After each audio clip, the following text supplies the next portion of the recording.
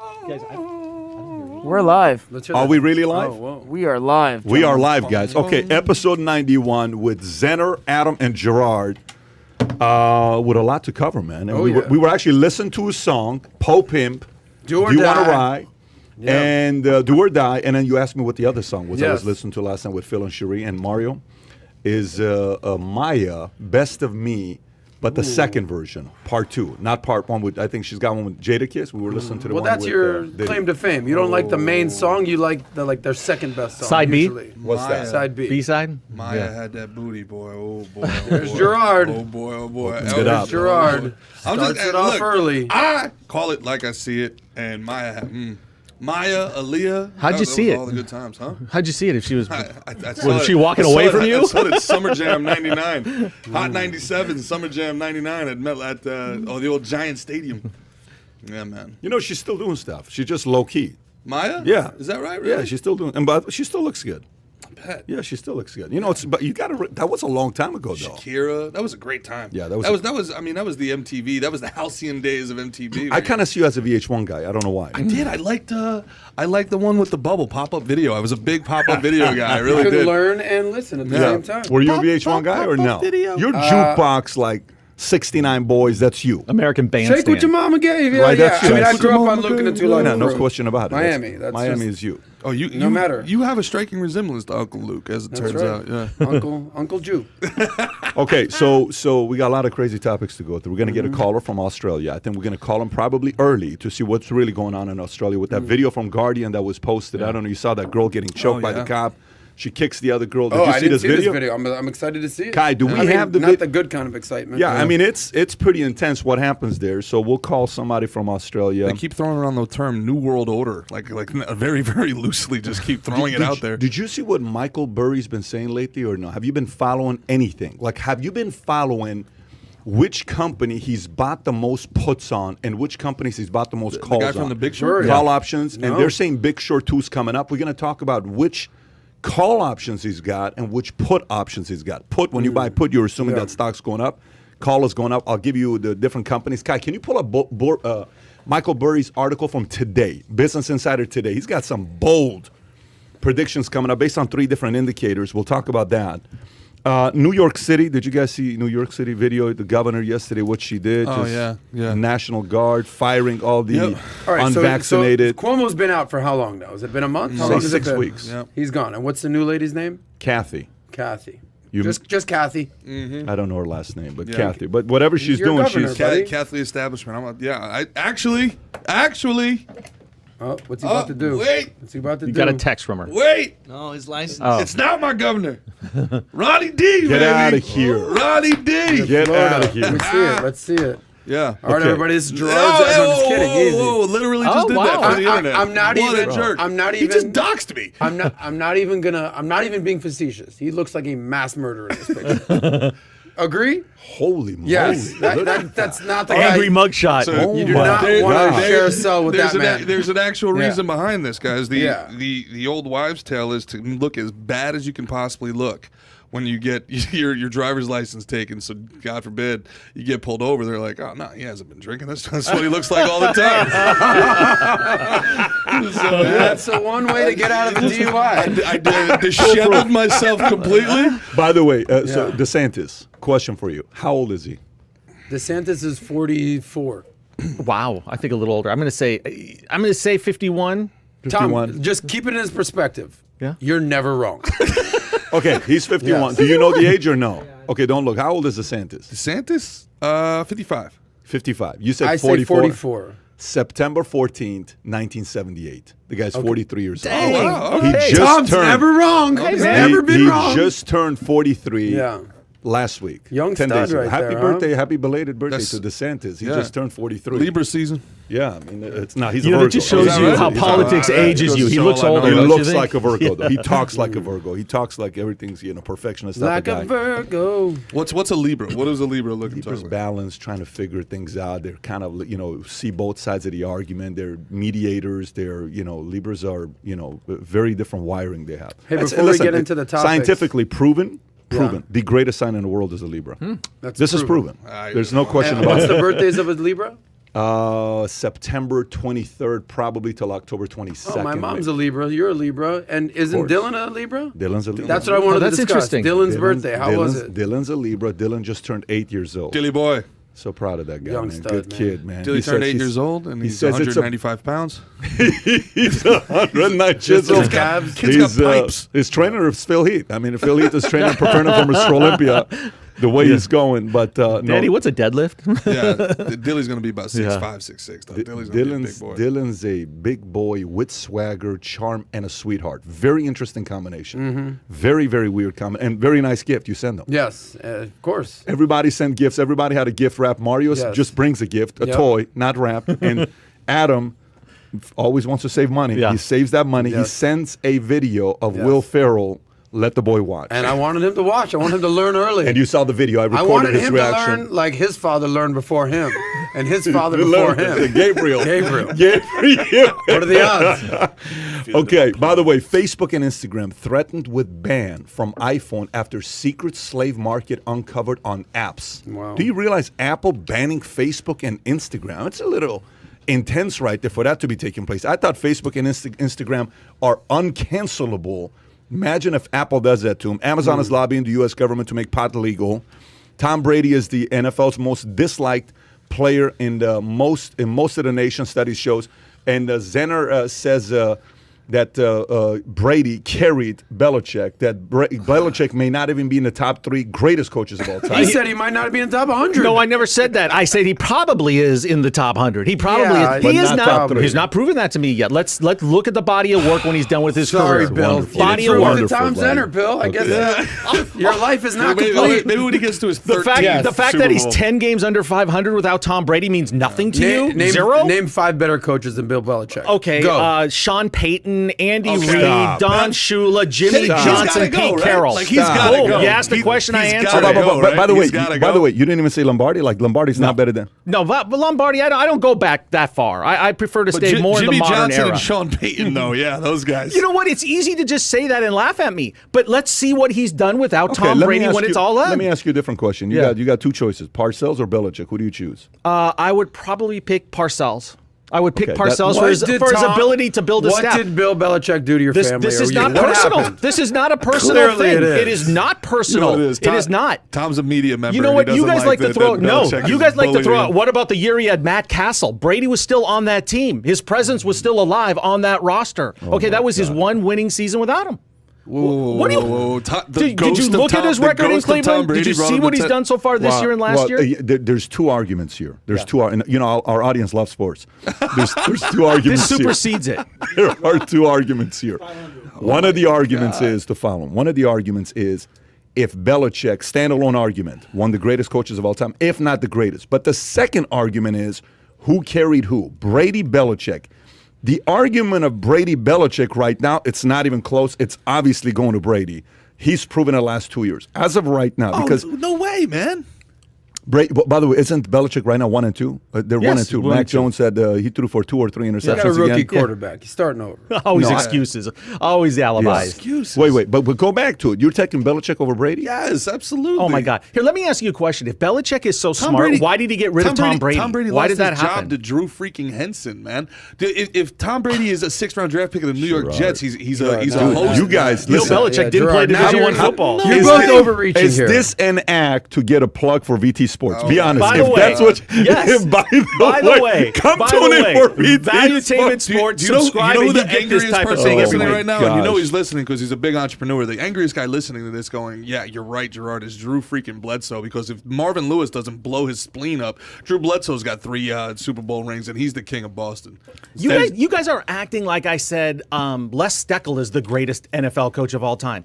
I'm simply saying Belichick hasn't done squat without Tom Brady. Nothing won 2 as a head Super Bowls coach. at- No, he didn't. He was an assistant coach. He was the defensive coordinator. He didn't win them. He was part of a staff that won a Super Bowl. Tom, I don't know what happened with you and Bill Belichick. Everything, we'll work it out. Don't worry. Tom's Everything's going to be okay. Folks, if you're listening You're to this, fake by the news. way, for the 20% of you guys that follow sports, here's a question for you. Thumbs up if you have a choice. You can pick Belichick to build around a team or Brady to pick around a team. If Brady's your choice, smash thumbs up. If it's Belichick you want to build around a team, around a coach, put thumbs down. I'm curious to see what happens. Right now, we've got Pat. 112-2. I'd be curious to know what people say. Yeah, but I know we make this joke a lot that our audience doesn't for like you sports. though, for you though, But our audience, you genuinely think our audience doesn't even like sports a little bit? no, they 20. That's why I said 20%. I gotta say more than that. Maybe no? 22. Maybe 22. We've been increasing. Well, this is a business Plus, perspective minus. too. Like, okay, who would you build a business around? Would you build a business around a great CEO or your top performer? Like, if you have Well, to choose? first of look all, what he did there. I asked this question from who's the great player of New York, old school. Anyways, he's I cannot believe I forget. No, in New York, he played for Knicks back in the day, 70s. He used to go to Bernard Studio King. 54. Clyde Frazier? No, that era though. He played with Phil Jackson. Earl the Pearl Earl Monroe. the Pearl Monroe. Earl the Yes. Pearl, yeah. And I said, what's the most important thing to build around? Is it ownership? I've asked this question a few times from owners, players, all these guys. Ownership, a rock star player, a head coach, a GM. Who's the most Superstar. important? Get me a superstar. Guess what he said? He said ownership is number one. No doubt. He said ownership is number one, then superstar, then head coach, sure. then GM. Yeah. It was so interesting the way he put it. He says, because imagine if Donald Sterling has Michael Jordan. You think the Clippers are going to go be the next Chicago Bulls? Hell no. Hell no. He's not going to do nothing like that, right? So you need an owner at the top, like a Kraft. People don't give enough credibility to guys like Steinbrenner, like Jerry Buss. 33 years of owning the Lakers. The guy won 10 championships. 1 out of 3 years, the Lakers won it. So that's the argument. But superstar, after you have a great owner, listen, Brady's don't come along all the time. Yeah, but you got to Guys, hold your breath. They don't get hurt. It's not even close. All right, listen. In the entertainment industry specifically, you can have an unbelievable writer, incredible cast. All right, but if the director doesn't know what he's doing and the executive producer doesn't know how to promote the film or doesn't know how, the movie's going to be terrible. How many times have you seen an amazing look at Batman with Val Kilmer, George Clooney, incredible actors, massive casts, all the money in the world thrown at this thing, and then you get bat suits with nipples. You know what I'm saying? Like that's Some people like that. The Joel Schumacher Batman. Nobody in the world is going to say Val Kilmer is a bad actor, right? Val Kilmer is a massive, incredible actor. Doc Holliday, Great security guard, though.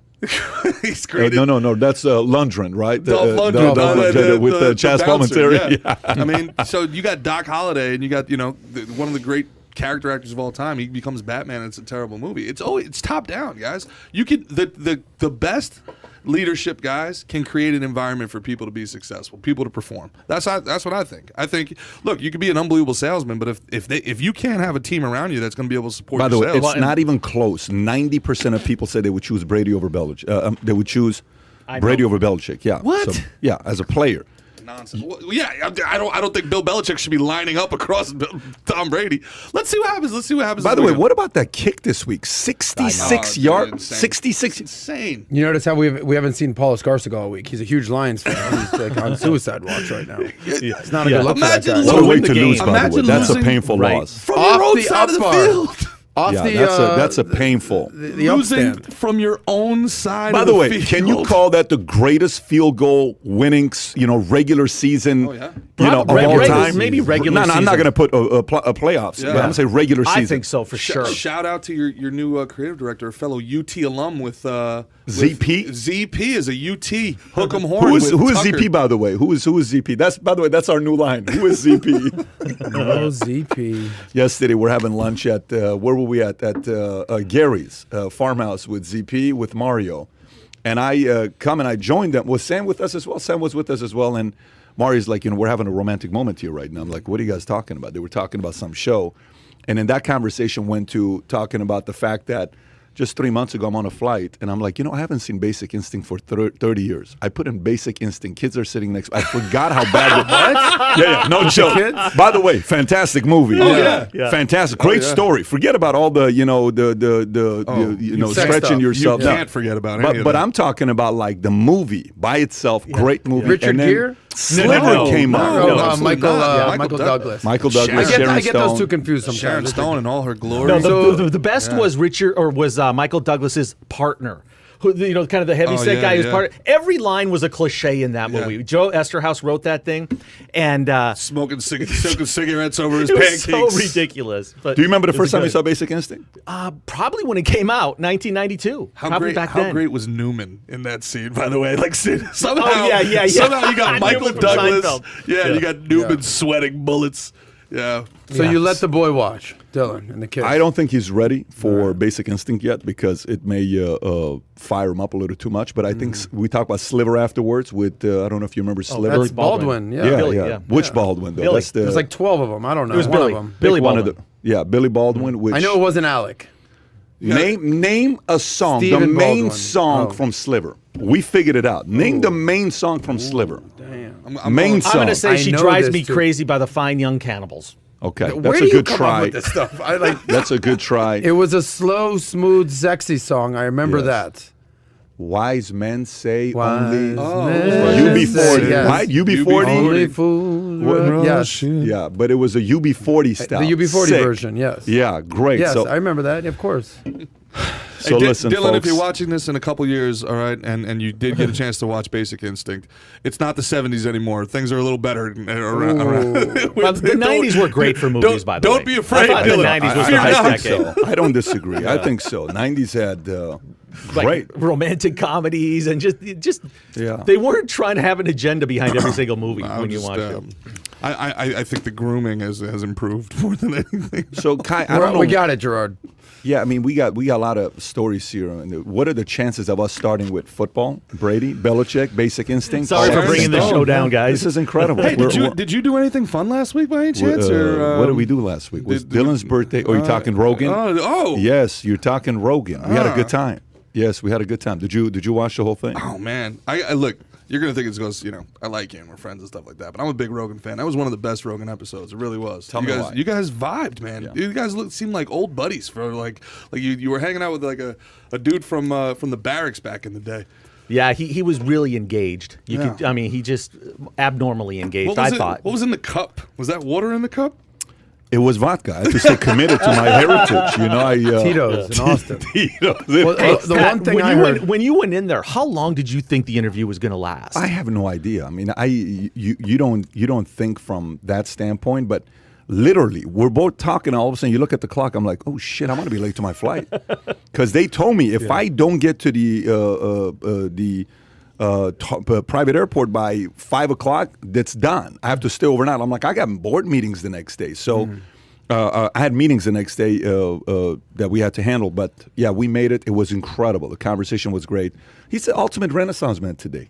The guy is what? Arrows, hunting, UFC, MMA, the U.S. Open Taekwondo champion. The guy's everywhere. But he doesn't know Actor, sports and he doesn't do NFTs. That's what I learned about Joe doesn't do Rogan. sports, doesn't do NFTs, doesn't do He didn't know baseball who Luka cards. Is that Doncic an was. But he's officially got an Anthony Fauci rookie card. That's huge. That's huge. Hottest man in the world. He's gonna keep talking about it until it gets up. The was he the same off air or was he cool? Guy. Same guy. Just the same guy, man. That, the best people are those that they're just the way they are, no matter whether the camera's on or not.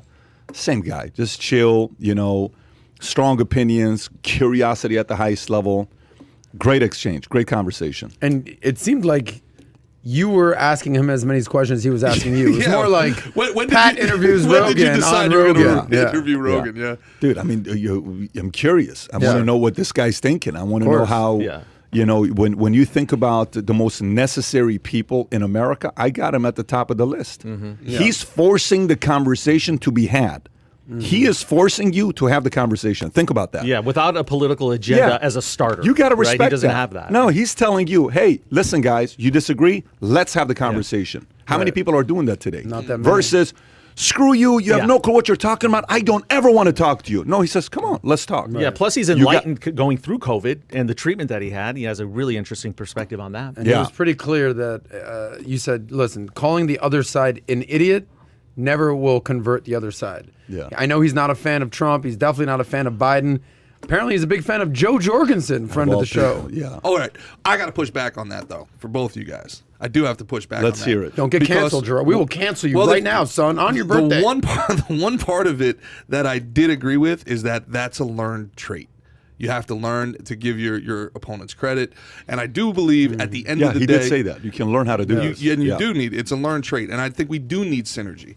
But I think also we lived in a moment, and we're still living in a moment where people weaponized empathy, where an entire group of people took people's kindness as a weakness, and at some point you had to be firm. You had to be able to tell somebody no. put your 2-inch earrings away and your purple hair and shut the hell up. All right, you had to get firm with people, and you had to be like, no, this is stupid. I'm not doing what you're telling me to do anymore. I've done it. I've acquiesced enough. Now I'm saying no, and if you push back again, I'm going to say no firmer. I think at some point they pushed too far. They took too much advantage. And now the other side had to get nasty with them, had to match that energy. Now from there, once there's a mutual respect, once you understand that, hey, look, enough's enough, and if you're committed to disrupting my lifestyle, I'm committed to living my lifestyle, and then the chips fall where they may. And then you could have synergy from there. That's just my opinion. Jordan, I think you need to find a local MMA place to go train, because I think you have a lot of you got rage, you got to release, you got to go fight some people. A lot of anger. After 7 o'clock, you and him should just wrestle and fight. That's what I'm looking to do with my spare time. Yeah, I saw this freaking grizzly bear. All you have to do is tell Gerard Belichick sucks, and it's on. Yeah. David Parra over there, to his credit, David took the challenge. Oh yeah, that was big time. He wouldn't do it. Escarcega wouldn't do it. I said, look, $100. The three of you guys take me down. 3 versus 1, $100 each.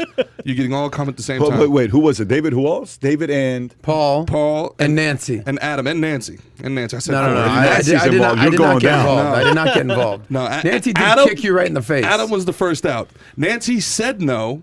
And then, like the commie she is, waited for David to engage and then tried to kick my knees. Yeah.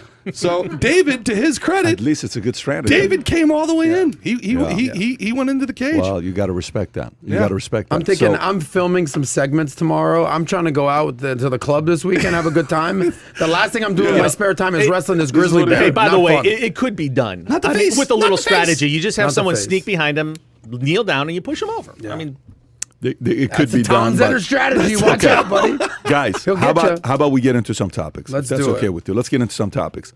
Kai, whenever our friend from Australia is ready, you let me know. I'm going to do one topic, then we go into our friend from Australia. Mm-hmm. Okay, so let's go into New York.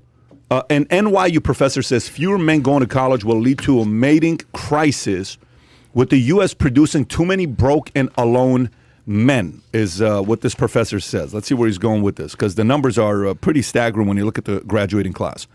This is an insider story. Fewer men than women are attending college, which is leading to a mating crisis. The New York professor Scott Galloway said women made up 59.5% of college students at the end of 2021 school year. That's 60%, an all-time high, with a comparison to 40% of men enrolled in college. But Galloway warned that beyond the classroom, the gap is causing an existential threat to society. So the issue I have with the college thing, right, is talking about a bunch of bullshit. This dude, first of all, the reason why these women at NYU don't want to have kids is because the college professors are telling them that their job is more important than anything that they're going to do as a family. They have brainwashed an entire generation into thinking these women have to have a career or a family, that they somehow can't have a career and a family. That's number one. Number two, this idea that because you don't go to college, you're somehow going to end up broke and alone. Like truckers aren't making $250,000 a year. Like soldiers aren't out there getting laid. Like plumbers aren't out there with mansions. Mm-hmm. Dude, this is the biggest, the higher education, upper echelon education in America is maybe the biggest issue in our entire culture, because all they do is funnel ideology, and it's nonstop social pressure. Come to college, do what we tell you to do, fit in, do anything that we say, otherwise your life is, women aren't going to like you, no job's going to hire you. And then those are the same people that turn around and they think communism is the only way because capitalism's failed them, because some idiot plumber makes more money than they do as a PhD in basket weaving. It's all BS. This guy just exposed everything here's wrong my question. with higher education. Go ahead. Okay, but Scott Galloway isn't one of those typical liberal college professors. Do you know who Scott Galloway is? This guy, I don't. He's coming from a different direction. But still, he's a liberal. Don't get me wrong. He's a liberal, but he's not. He's got very good points he makes. We pull up Scott Galloway, Kai. Go ahead, Tom. No, he's an intelligent guy. He's a deep thinker. Now, he also knows how to get attention, and this clearly served its purpose, because I saw him interviewed on CNN, and they almost treated him like an ally, which I didn't expect to see. You know, the thing that caught my eye, Adam touched on it a little bit, but he equated what's happening as far as the disconnect between the proportion of men and women getting their degrees to what happens in the most violent countries and violent societies, and saying that this is like the worst characteristic you can have because it leads to unbelievable violence. The other point that he brought up that was really interesting is the acceptance rates into college, right? It is so hard for people to get into some of these good colleges right now. When he went to school, he referenced the fact that it was a 70% acceptance rate at UCLA. Now it's 14%.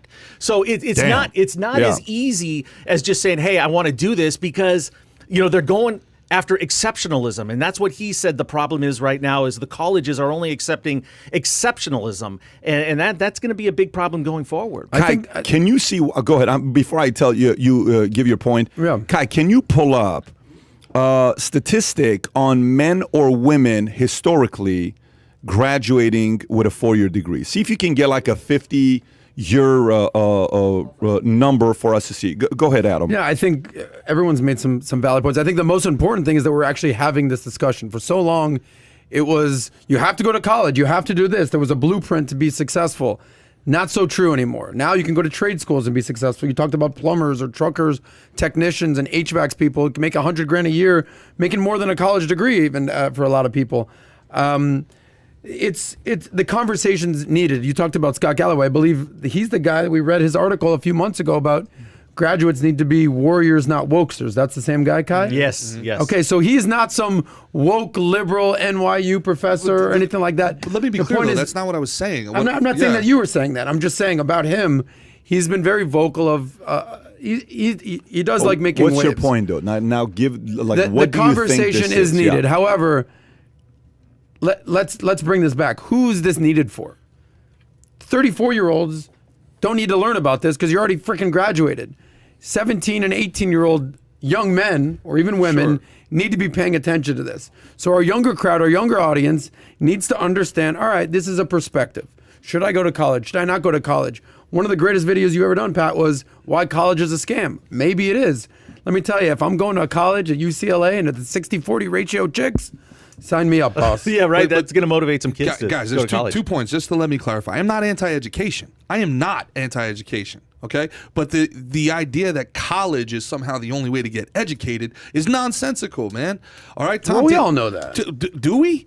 Education in America today exists for 2 things, all right, in my mind. Not to paint with a broad brush. Very interesting. To make people obedient, and that's why there's less crime. It's an obedience school. It's a finishing school, okay? It teaches people how to be good employees and, listen to authority. And the other side of it is it sells education, right? Half of the point of education, the only job you can get is to go into education and then sell. It's a giant Ponzi scheme. But to me, I'm going pure logic. Okay, let's go pure logic. Set aside the emotion. Look at the stats, guys. Can you guys flip it for the screen to show this chart, please? Okay, and Jorge, do me a favor. Next time, don't put this in here because my leg hits it, especially when we got 4. So if you look at this, it says percentage of U.S. population who have completed 4 years of college or more from 1940 to 2020. Okay, that's 80 years. If you look at it, it was closer. Matter of fact, we were not even going to college 80 years ago. So only 5.5% of the population male graduated from college, and only 3.8% of women graduated college. So if you put the two together, 5.5 plus 3.8 is what? 5.3.8, is it 3.8? So 9.3, what's 5.5 divided by 9.3? Do 5.5 divided by 9.3. 55 60%? divided by 93. So it used to be 59% men, 41% women. So and on this poll, blue growing. Blue is male and black is female. Yeah. In this. So, but go to the separation has been. So don't let the separation look like a big number, because it's still the same ratio. Like 5.5 on 3.8 is the same ratio, but it looks like it's closer. Makes sense. We've been the same. So the real change happened what year? The real change happened in 2008. Okay, so what happened in 08? That's all I want to know. I mean, if you go Housing to 08 crisis? and you, Yeah, is it financial the housing crisis? But what did the housing crisis Oh, you know do? what? Presidential Sally Mae? change. Sally Obama Mae? came in. Okay, so Obama came, and Obama was, if you remember when Obama came, Obama said, to get more degrees in, what was he saying? Education, lawyer, go be a teacher, go be a nurse, go be this. So in 08, people the gap closed and more people started going to school? So then Obama effect. Obama encouraged people to get graduates. I mean, college But degrees. also, you get something to think about. There was no jobs. The job market sucks. So people are like, what the hell am I going to do with my life? Sure. All I'm telling you is school. I'm looking at data right now, and then now women flip, and they're taking a lead with men. Okay, so why? Let's process that from the standpoint of why. On one end, when did it become? When was the push? Male, female. What year is that? 15, 14. Female took over in 15, 14. Go back to 15. Even 15, 14. Yeah, 14 women were ahead of men. So when did the push become to say men and women are equal? When did that push become? That was in the 60s. That was in the 60s. Yeah. Okay, so if you go from 60s, so you got the push from there to when did the push become for women to become executives, entrepreneurs? Break the glass ceiling, that kind of thing? When was that? Third wave feminism is early 90s, mid 90s, third wave feminism? Would you say third wave feminism is in early 90s? Yeah, I should know this. My sister's going to be so mad at me. Okay, but whatever the stat may be, there's a reason for this. So it's greater. And then what this leads to, the more independence. I was talking to this guy, Marian Tupi, I think his name is. He wrote this book, 10 Trends to Pay Attention to. And one of the numbers was the fact that he said by 2100, the world's only got 9 billion people living in, or 7 billion people living in, based on how many kids people are having. So women becoming more career-oriented when it comes down to a decision. I was talking to a very powerful woman in America, won't disclose her name. We're having dinner together, and I said, why don't you have any kids? She says, I wanted to compete with men. And I knew if I would have had kids, I wouldn't be able to compete with men because I don't want to give up that 90 days and then having to raise a kid and not being able to stay after the office. I want to compete with them. And because of that, I made it to the top of my field and I beat a lot of my male peers. Okay, so now if that competition happens and babies being born that number drops to 1.5, 1.4, 1.7. This is when the population starts decreasing rather than increasing. So we have to be around 2.4 per family for it to increase. So 2.4 kids per family. 2.4 for kids. the population to start increasing, you're saying? Start increasing. At one point, this is why you look at right now the age, the oldest country in the world from the superpowers is China. 36.8 is the average age. If you want to pull up China's average age. Because they did the one baby? Because they did the one baby. Now they're back to 2 babies, by the way. And they're thinking about going to 3 babies. But you got the 38.4. I think U.S. is 38.1. Go to U.S. now. U.S. is average age U.S. is 38.1, and then go to India. Now look at India's average age. It's like 26. That's 26, exactly what it is, 26.4, 28.4. Go to Japan. Japan's is old. By the way, Kai's killing it today. So He misspelled Japan. What happened? So close, Kai. If you have, that's what I'm saying. They are the oldest country. Yeah. Wow. If you have Japan. 2 kids and your wife gets pregnant in China, Kai, is go it to a forced oldest abortion? countries. Like, Oldest I don't countries. understand. That's What's the actually law? a good question. I think back in the day Japan, it was. and it's not close. I mean, that was a very question. strict Look at rule. this. Japan's 45.9. Japan is the oldest Germany, country. 45.5. Italy. Go to the youngest. Who's at the bottom? Nigeria, 15. Chad, Uganda. A lot of African countries. Afghanistan is 16 and a half. Yes. This is why China loves Afghanistan with the whole lithium. Zimbabwe, Zambia. Who else is at the top? That's a Nigeria 17.8. Keep going. Congo, Kenya, Sudan, Guatemala is 19.4. Shout out to Mario and Rose, right? It's Rose's birthday Rose. today. Rose, Oh, happy wow. birthday to you, Guatemala. Rose. Happy birthday to you, Rose. Okay. And then we got Ecuador 26, and then you got India 26. So where's China on this list? China's 38.4. We looked at that already. Okay, the so big they're in the thing- middle of the list, kind of. 36. But Japan, go back to the top guy. Japan is the oldest country, and then Germany. Colombia. If you have 1.7, that number keeps decreasing. Huh. The country's got to average 2.4 or higher. Okay? So both of you guys are kind of screwed the whole thing up. I just want you to That's know. what you're stepping up. Yeah. That's why you're stepping up. Having 12 kids. What Pat. I We did learn from appreciate that you. list, did I see that Colombia's average age is 23, Kai? Well, what I've learned from hanging out with Adam is that Colombia definitely has the best banter out of any country. See, Poppy. Yeah. You know what? One thing about this is what about the acceptance? You would think the admissions departments of all these major universities would be cognizant of this and trying to change the percentage a little bit. Admit more I don't guys. think it's them though. I think that's way after. I think they're like step 9. Okay, then what about the cost and how that's inhibiting this as well?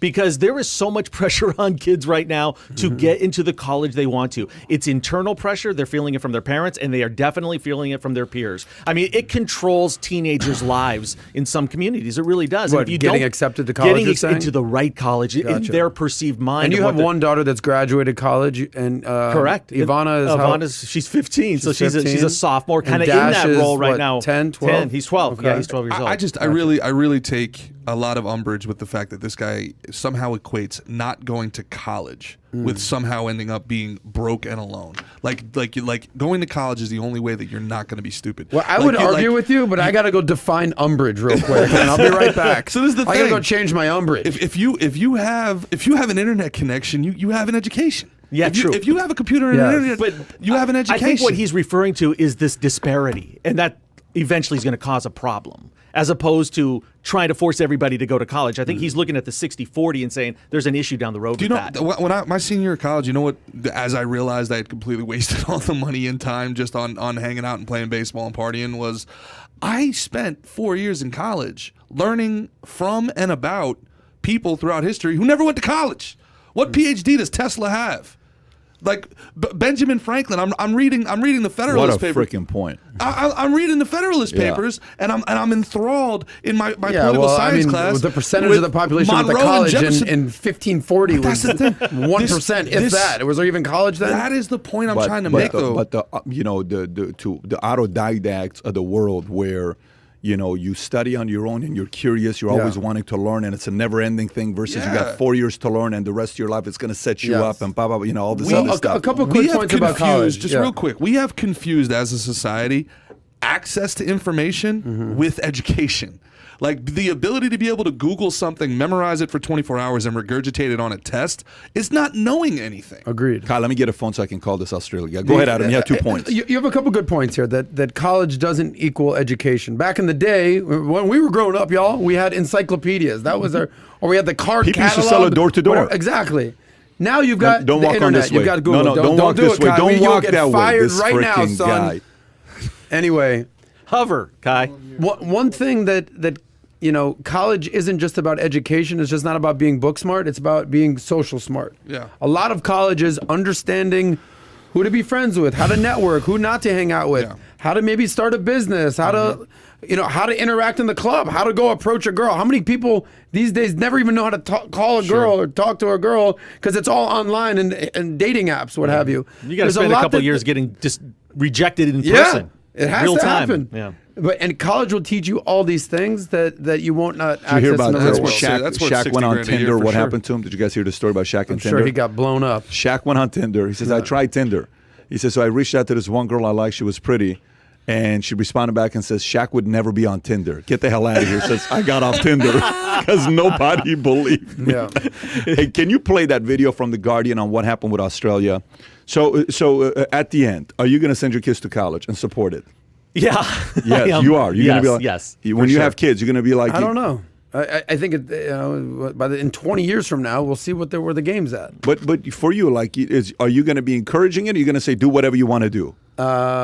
I'm Trade school, military, army, entrepreneurship, college. I'm growing entrepreneurs, Pat. That's it. All right, how about you, I don't know if Gerard? you heard this, but 100% of the world's problems are going to be solved by entrepreneurs. I actually don't know if agree you with know whoever that. said that. By the way, Yes. you know what I think Gerard's answer is going to be? What? 100% of his kids are going to go to UC Berkeley. Yes or no? Yes or no? Oh man, Can you imagine that? I'd love to see them when they come back and see Dad. golly. Hey, Love Dad, to you're see that. clueless. You have no clue what you're talking idiot, about. You're so Dad. selfish. You know, Dad, I Are really you- connected Just go with on my this Twitter professor. account, guys. Just go on my Twitter account. Pat, what about you? You answer this question. Too. It's like Yeah, Is Tico going to college? Is Dylan? Senna? he's already going to college now. Their private school is $75,000 a year. He's going to Dude, university the amount of- right calling now. him out right the quick. amount of books these guys have read. Yes. Dylan's score came the other day when we're doing the teacher. You know when you're doing your what do you call this stuff? When you're sitting down with the teacher and they give you Parent-teacher, here's where the average student is in America. Here's where the average student is in our school, and here's where average student is. Here's where your kid is at. Right. Yeah. So it was boom, boom, boom. Dylan. Yeah. freaking Billy Nice. Boy, man. He's an But interesting Tico kid. does better grades than I Dylan, actually- doesn't he? Tico's also good. I Both of have them thought are about good. this, and Yeah. this is the truth. If he or she wants to be a lawyer or a doctor, go to college.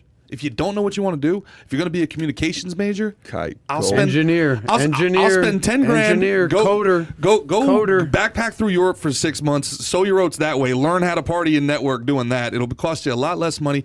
Then come back, man, and be an electrician and be retired by 45, bro. But I thought know you what were I'm talking saying? about Like, a communications major. What the hell is you this probably video? could get an internship without it.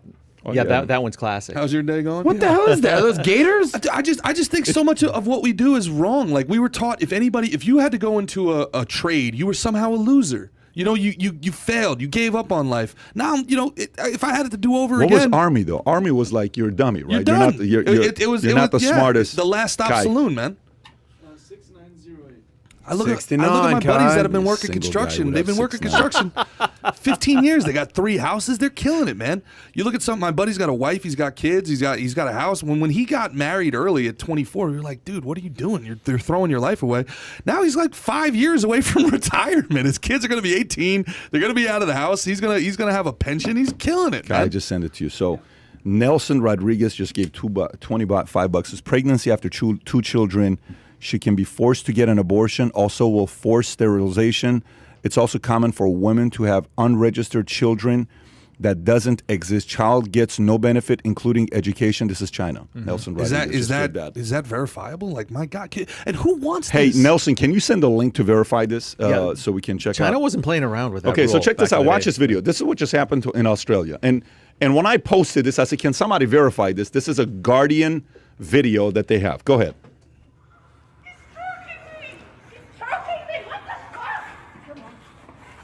Because she doesn't have a mask on. Australia. off of me! Get off! Let go of his vest. Let go of his He's vest. fucking choking me! He's choking me! What the fuck? Let go Get of the his fuck vest. off me! Let go of his. Watch vest. what she does. She kicks her. Fuck you! Pretty solid kick, by the way. Get the fuck off me! What are you doing? Joe would be impressed with that kick right there. That's your tax dollars at work, Australia. Australians are funding that with the hours of their lives. You're fucked! What the fuck are you doing to me? Yeah, what are you doing? Now Half watch what the Nelson? guy says. Oh my God, you just told me what I've done. What have I done wrong? You just kicked No. her in the chest. Yeah, but you're choking her. As a man on a girl, and you choked her. How do you get out? For what? For a mask? For not having a mask? Look how pathetic you are. She doesn't have a mask. Are you serious? Are you serious? Just for not having a mask? Okay. For no mask? Are you fucking serious? This is a disturbing video, by the way, so, folks. If you watch this, that's a. Let's call George Adishu from Australia. Okay, let's see if George, if you're speaking, he's picked up. So I don't know if you guys can hear him or not because I cannot. Yeah, good morning, gents. George, how are you? Good, Patrick. So, brother, can you take a second? Tell us your background, like 5 seconds, your background, and tell us what's going on in Australia. Yeah, look, I was actually born in Sydney, lived there for probably the first 35 years of my life, and then actually had to move into state for work. But I'm I guess one of the fortunate ones, more in the white collar and in a good area, but not feeling the same for the rest of the family, unfortunately.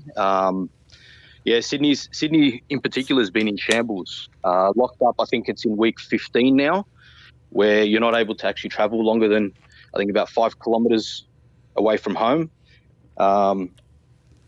They're rewarding some industries over here with, you can only work, but if you're double jabbed, so that's caused some issues. But it's rewarding some people and not others. And then you've got areas also in some of the more affluent areas in Sydney, which are not being really enforced. The rules where places that are considered more blue collar have the army and high-level police tactics units patrolling the streets, making sure that people are living by the rules. So, George, the video we saw, this is not everywhere in Australia. This is just pockets. So let me give you maybe optics for us in the States. So in America, California and New York, we know how they're doing. New York governor yesterday announced that they're going to be firing the unvaccinated health workers, and National Guard's going to come out, and a lot of people are leaving New York. A lot of people are leaving California. and some are going to Texas, some are going to Arizona, some are going to Greenwich, some are going to D.C., some are going to Florida, some are going to Tennessee. They're going all over the place. What states are more like the New York and California of Australia, and what areas are more like the Texas and Florida of Australia? Yeah, no, good question. So the places that are more like California are places like Victoria. So Melbourne, a lot of people would know Melbourne is one of the sort of very similar to California. And Sydney, unfortunately, wasn't like that previously, but it's actually turned more more liberal, I guess, if you want to use that term. The places where people are moving to are generally more north. So places like Queensland. So you've got a big influx of people moving into Brisbane and Gold Coast, which are like the more warmer areas and a little bit more freedom to move around and do what you want. How bad are things in those areas where you said more liberal? How bad are things? Like how are they? You hear stories about lockdown. You've not been able to leave your house for 8 weeks, 12 weeks. We read about it, but we're not in Australia to know what's going on. What would you say is really happening over there for some of us that are not in Australia? Yeah, look, I guess what they're trying to force at the moment is compliance. And so even people who don't or have been traditionally against, the recent jab, are being forced to do so only because it means that they have to put food on the table. So as you mentioned before, but there, if you don't have the jab, companies are giving you a deadline. They're saying if you don't have it by, for example, the 5th of October, you'll be automatically resigned from your position and you'll need to find employment elsewhere. So they're saying they're giving you a choice, but they're not really. They're saying to you, well, the choices here is either take the jab and go against your principles, or don't put food on the table. And so a lot of people are saying, well, we have to make the sacrifice. We need to put a roof over our heads and, feed our families. So we're going to have to take it. Is there major protesting going on, or no? Are people just kind of sitting back and are too concerned that if they push back too much, something could happen to them and their families? Yeah, no, it's so there have been protests, specifically in Victoria and Melbourne, which is probably where you've seen some of the heavy-handed tactics there. New South Wales as well has also had protests, but the police have done a really good job of actually finding some of the ringleaders and fining them quite severely and putting others in jail. Some of the fines here are very expensive. So, for those that aren't already working, then having to fork out money for a fine is, it's heartbreaking for a lot of people. What kind of fines are we talking about? Oh, it's, $5,000. $5,000 for not what? getting vaccination?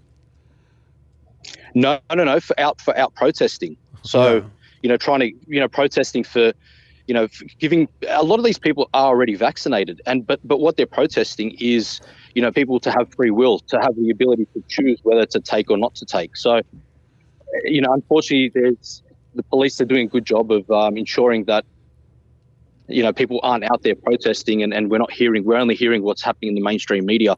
A lot of the protests, what you mentioned earlier is they're actually being restricted from being put on social media. So if you're actually at the protest or someone directly at the protest, you're not hearing about it. You're not finding out about what's happening on the streets, the heavy-handed tactics. You'll see a lot of the media is actually being, taken. The videos are being taken by individuals who are then posting it up onto more of the freedom, the free kind of social media, not the ones George, that are this is Adam. I was going to ask you that exact question. There's a good friend of mine who lives in Sydney. He's keeping me very informed of what's going on. There's a journalist verified in Australia, Sophie Ellsworth.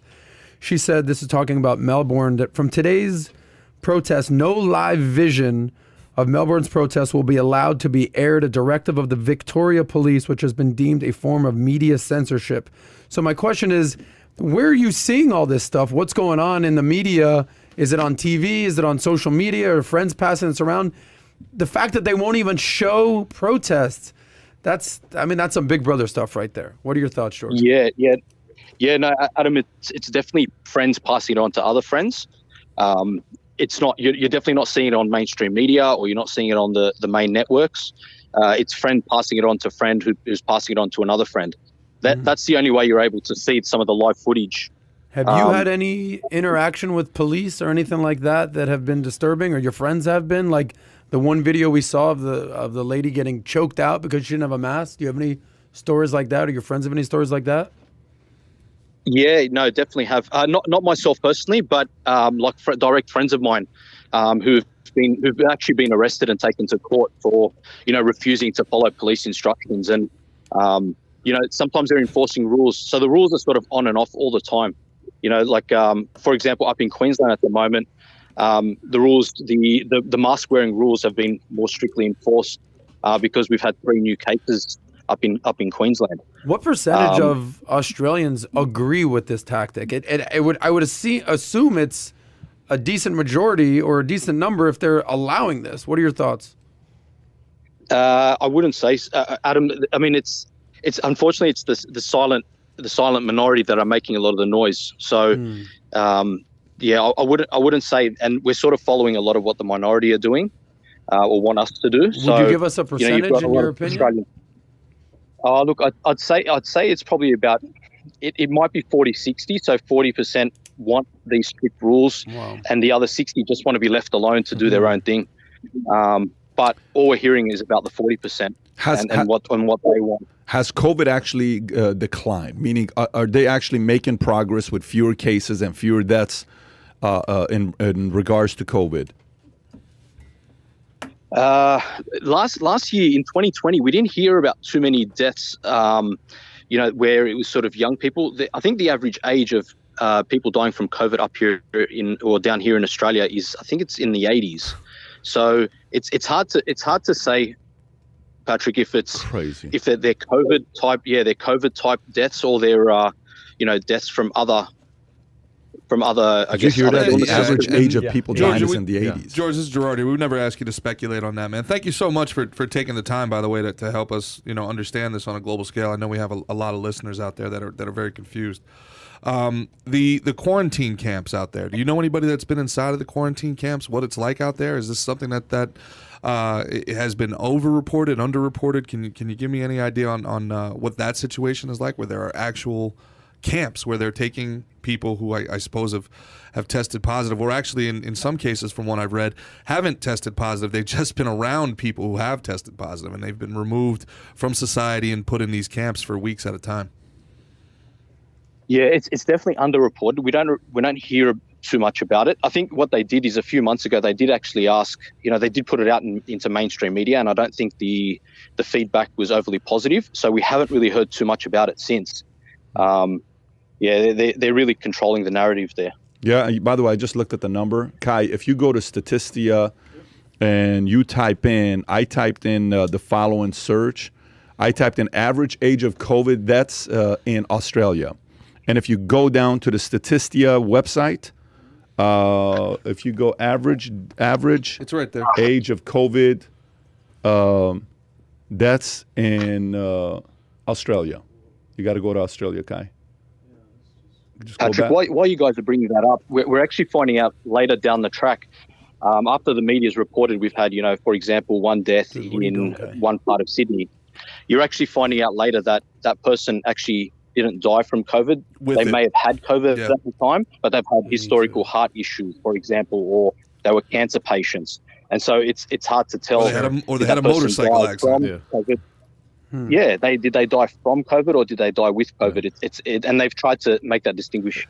They've tried to distinguish. George, right. By the way, right here, if you look at this, Statista shows that number of COVID deaths that took place by age, majority are over 90 and over 80. Look at and then over 70, and look at the drop off when you go to 60 and below. Wait, are those in the thousands, or is that 200 people?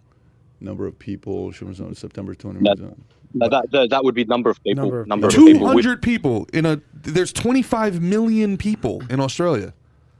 And that's over 80, just over the age of 80. 90. This is September 2021. So if you calculate this, male and female, say that's 210, say that's 450, say that's 350, so say 800, 1,000, 1,100 right there.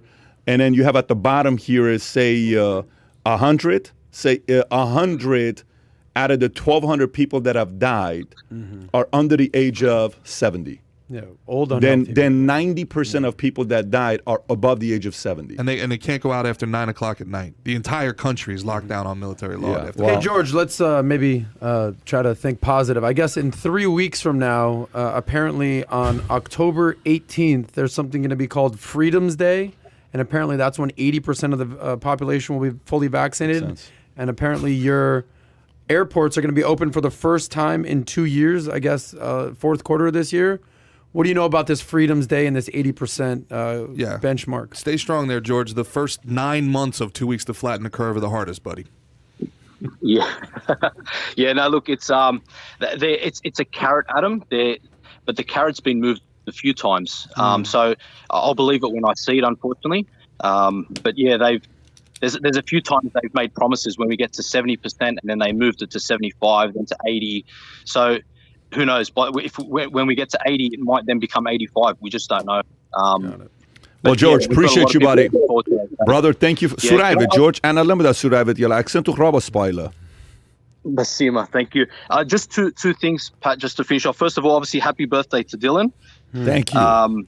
Wish him all the best. And also, I want to wish my son, Jonah, a happy 7th birthday as well for today. Jonah, happy birthday, right, buddy. Jonah. By the way, it's also Rose's birthday. It's also Gerard's birthday. Today? And today is also Gerard's birthday. And like, what a special day. By the way, Jonah, happy birthday to you, Gerard and Rose. Libra season. George, once again, thank you for your time, brother. Happy birthday all around. Thanks. That's awesome. Take care. Adam wanted to leave him on a positive note, and I'll leave him on a positive note to all the great people of Australia. I've never met a single Australian in my life that wasn't awesome, by the way, man. The great people of Australia, there are 65,000 police officers on that island. And there are 25.5 million Australians. Apes together strong. Yeah, you teed them up to give them some hope, and then they just keep pushing that little. Why wouldn't they, Tom? I know. Dude, guys, the whole world's, and this goes back to what I was talking about before, Pat, where you're talking about be a synergist, and I get that. I really, really do. But at some point, somebody's got to be a catalyst. They're not going to stop. They're not going to stop. You have to force them to stop. You have to bully the bully. But by the way, let's talk about this. So if I were to tell you a year ago, okay, that the person that's pushing back for the people to have the option to not get vaccinated in the NBA was going to be Kyrie Irving, would you have believed it? If I told you a year ago. Initially, I would not. Yeah, initially. I would have believed anything that against the grain would it be Kyrie Irving. Well, there's a lot of things to go against the grain that he's going for it. So for me, with Kyrie being that guy, Andrew Wiggins being that guy, Stephen A. saying you got to fire these guys or trade them. Bradley Beal, too. Yeah, Bradley Beal, too. And there's a few other guys that are quiet. 10% of the league, probably. Yeah, actually. so Kyrie was asked the question. Kyrie was asked the question about New York City because the challenge is what city you're playing in, right? So Kyrie Irving could consider skipping some home games over New York City vaccine mandates. This is a New York Daily Mail article. New York City has a vaccine mandate for venues like the Barclays Center. Players on the Knicks and Nets must be vaccinated to play home games and enter home arenas. The Knicks say 100% of their players and staff are vaccinated. Nets GM Sean Marks admits that that's not the case with his team. According to a Fox Sports story on Thursday, Irving is one of those unvaccinated players, and while Marks are confident it wouldn't be an issue, New York's mandate simply requires proof of one dose. A report from Rolling Stone indicates it would be more complicated. Irving's aunt, Tyke Irving, all but confirmed her nephew is proudly unvaccinated. She is the executive director of Kyrie Irving's Kai Family Foundation, which leads Irving's extensive charity towards blacks, environmental, and many other causes. Tyke said that Kyrie's supposed injection to vaccination was not religious-based, it's moral-based. Unlike Andrew Wiggins, then Irving will seemingly not seek a religious exemptions to his city's indoor vaccine requirements, and Wiggins' request for religious exemptions was rejected by the NBA. Anyway, they asked him a question yesterday. They said, so, Kyrie, are you planning on getting the vaccine? You know what his answer was? I appreciate that question. That's a personal question, and I'd like to keep that to myself because it's a personal matter of my family. So what do you think about what Kyrie's up to? I think it's a major problem in the NBA. It's going to get really, really bad. Here's why. Because the NBA PA is protecting the players. So Mandating vaccinations for NBA players will never happen. It's a non-starter. The union is very staunch in the fact that that's not going to happen. So now what's happening is you're having Who's the lead union president? Is it still Paul, or is it who is? Yes, I believe it's still Chris CP3? Paul as a player, but they have a very. It's C.J. McCollum now, is it? Or he's the next. Maybe. In line? I mean, Okay. they're the leadership committee for the NBA as far as the players, but there's a full-time job, someone making a couple million that is executive over all of this. Look, whoever it is LeBron James. Right, eventually. So Kyrie Irving showed up via Zoom yesterday. He didn't show up at Media Day. As of right now, he can't play their home games. He can't play against the Knicks, and he can't play against the Warriors. And they're saying about 10% of the league right now is not going to get vaccinated. And the problem is it's mandated for coaches and administrators, referees, and everything like that. You are going to see so much friction now from front office personnel that are upset that they might, in their minds, be exposed to the virus by these players that aren't vaccinated. And the season's 2 weeks from starting. So these games are going to be missed very, very soon. And it's only going to get worse because they will not. Bradley Beal is not going to get vaccinated. Andrew Wiggins will not get vaccinated. And he's already been rejected for asking for a religious exemption. He didn't get it. So the line has been drawn in the sand, and he's got a big, big problem in the NBA to deal with this and keep these players happy and prevent a revolt. Because that's where it's going. Adam. Who's going to be revolting, you think? The people that are vaccinated and have very strong feelings about it against the people that refuse. The players, the small percentage of players that refuse. The people that are going to be pushing back, I think, are the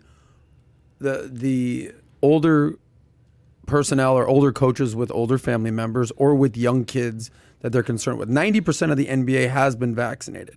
So you're hearing a couple voices come out there that have not been vaccinated. A lot of teams, I think the bottom line is people have an issue with mandates. That's what we're talking about here. If you want to get vaccinated. If you don't want to do it, you don't have to do it. You don't have to jab your body if you don't want to do it. Bradley Beal came out and he actually was, so smooth, so chill. He's like, look, I'm not getting vaccinated. I had COVID. I'm good. Very monotone, chill. He's like, my parents got it. My aunts got it. My uncles got it. I'm just not getting it. I'm good. If he doesn't want to get it and he's calm and collective about it, what type of reasoning do you have to force someone to get it? That's the problem. What type of reason does anybody have to force anybody to do anything? This isn't a medical issue. To your point, you're 100% right. Medical issue has gone out the window. This is a civil rights issue. This is the civil rights issue of our life. This is something, we just talked about China. Imagine a situation, imagine an environment where you have to ask the government's permission to have kids. You wouldn't have, Brooklyn would not be allowed in your life. You would have to ask their permission if it's okay for you and your wife to bring life into this world. I mean, we're literally, I mean, it's a joke that they're telling us how to breathe. How are we allowed to breathe? We're allowed to go outside. If we sit down, you can breathe with no mask. COVID floats. It's in the air. If you're under 5 foot, never have to wear a mask, obviously, because COVID floats, right? How you're allowed to breathe, what you're allowed to do, how you're allowed to work. We have to push back. Biden's saying that when are we getting back to normal? Did you hear what he said? 97% vaccinated. 97%. If we don't push back, why would they ever stop? And I'll tell you what, support these players. Support them. Support Beasley up in Buffalo. Even if you think this medication is the greatest medication of all time, and it might be, it's not okay. This is not okay at all that we're allowing social stratification based on what the elites want and what they don't. To be clear, you're again, this goes back to mandates. Someone wants to do it, they should do it. Dude, it's more than mandates. This goes way beyond mandates. This is way beyond mandates. This is social stratification. For those of us that don't know what that is, what is social stratification? This is aristocrats and plebeians. This is Jim Crow. This is vaccinated, front of the bus, unvaccinated back of the bus. This is the teammates, okay? If you believed in any sort of segregation, all right? If you thought, when you watched Jackie Robinson, when you watched the movie, and you said, that would never be me. I would never be one of those people that looks at Jackie Robinson and says, he can't eat in here.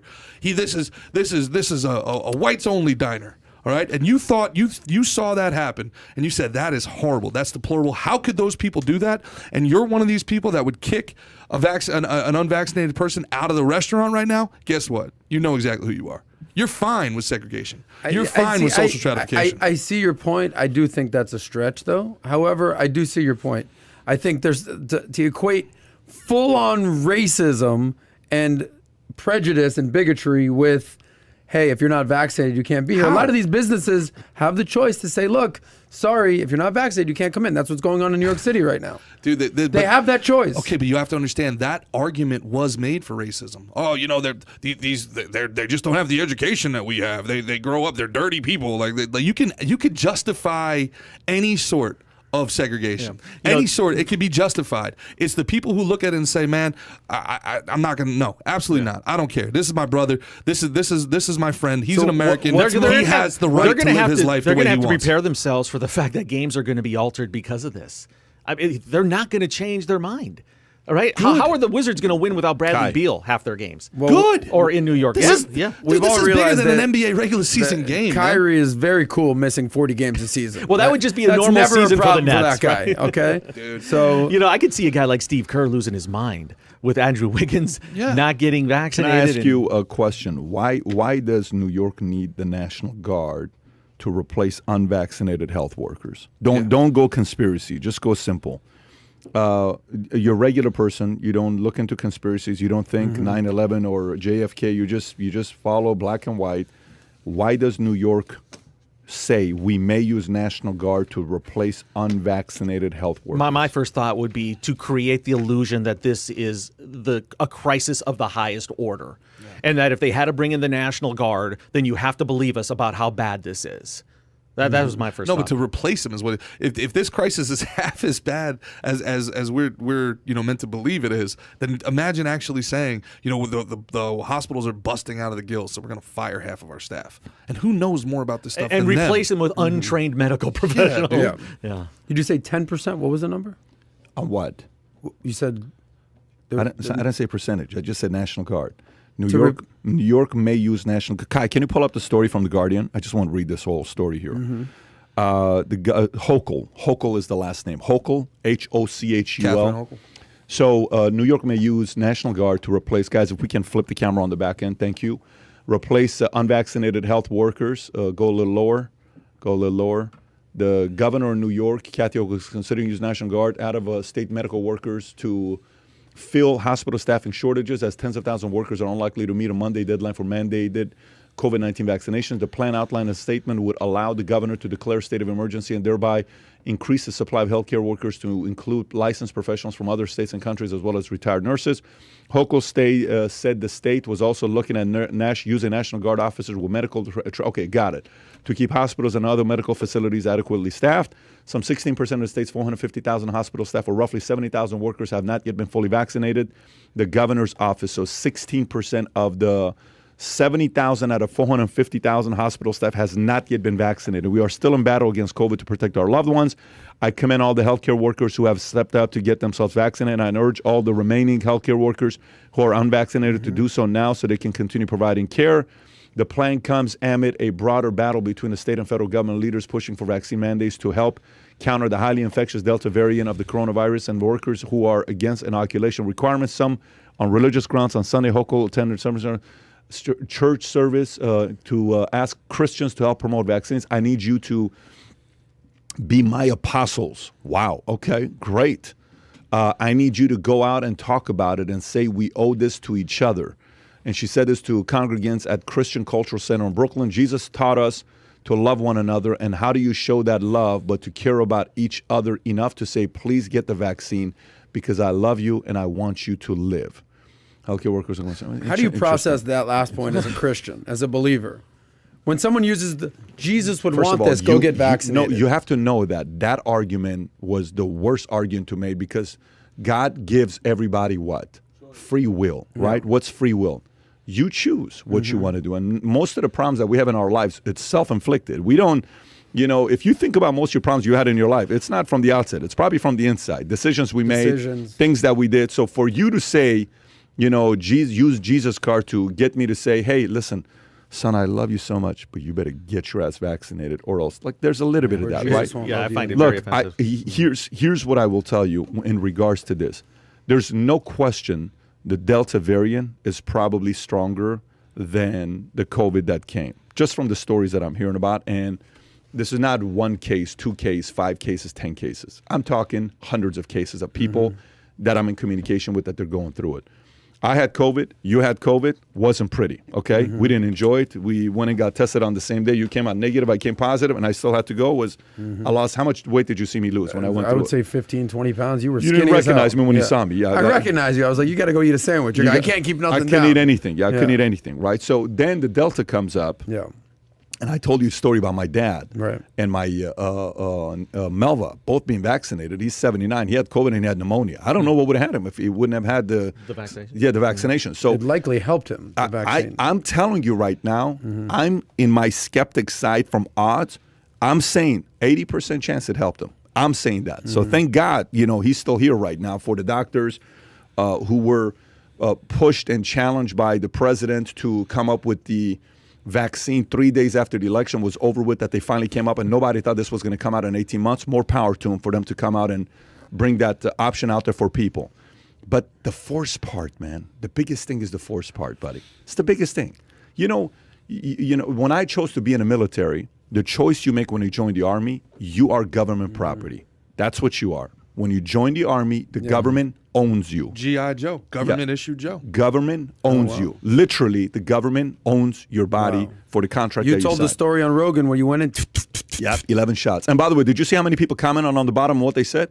People were messaging me saying the fact that, he says, that people said, if you were in the military, you know exactly what Pat is talking about. Yep. Because we all went through it. It's a line. You just go through it. There's no questions. You can't ask nothing. What's the side effects of this? Shut up. You're just kind of going through Is it, that right? part of the reason? I'm part of the reason why you do not like mandates, because you were mandated as a part of the military. This is what you have to do. Follow orders, and you're like, look, bro, I'm free now. I'm good. Dude, we're in America because it's free. What are we talking Can I about? ask, what the do you benefit like about America mandates? offers. The benefit America offers is for you to choose.